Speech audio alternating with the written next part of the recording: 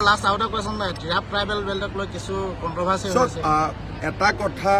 যে আমাৰ মাৰ্ঘেৰিটা সমষ্টি মৰাণ মটক আহোম গোৰ্খা কোচ ৰাজবংশী এই লোকসকল আহি আছে বহু দিনৰ পৰা আছে যদি আমি এই লোকসকলক মাটিৰ অধিকাৰ নিদিও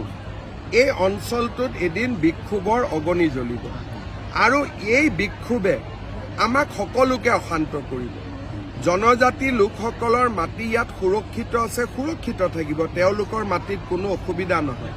কিন্তু যত মৰাণ মটক আহোম কোচ ৰাজবংশী গোৰ্খা তেখেতসকল বহি আছে যুগ যুগ ধৰি তেওঁলোকক মাটিৰ অধিকাৰ দিয়াটো উচিত আমি ধেমাজি জোনাই ঢকুৱাখানা সকলো জায়গাতে দিছো আৰু তাৰ জনজাতি লোকসকলে ইয়াক আদৰণিও জনাইছে কোনেও বিৰোধিতা কৰা নাই ঢকুৱাখানাত দিছো জোনাইত দিছো লখিমপুৰত দিছো আমি বিশ্বনাথ চাৰিআলিত দিছো আৰু সকলো জনজাতি লোকে ইয়াক আদৰণি জনাইছে কাৰণ আমাৰ শত্ৰু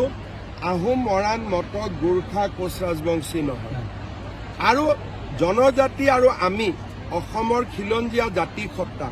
আমি যদি একে হৈ থাকিব পাৰো তেতিয়াহে আমি অসমখন বচাব পাৰিম আজি মাৰ্ঘেৰিটাৰ বিপদটো আহোম মৰাণ মটকৰ পৰা অহা নাই গোৰ্খাৰ পৰা অহা নাই লাহে লাহে মাৰ্ঘেৰিটাখনত 10-12 হাজাৰটো অচিনাকি মানুহ জমা হলেই গতিকে মই ভাবো যে সকলোৱে জাতীয় স্বাৰ্থত এই কথাবোৰ চিন্তা কৰিব লাগে নিজৰ ভিতৰত কাজিয়া পেচাল কৰি থাকিলে অসমখন আমি কেতিয়াও বচাব নোৱাৰো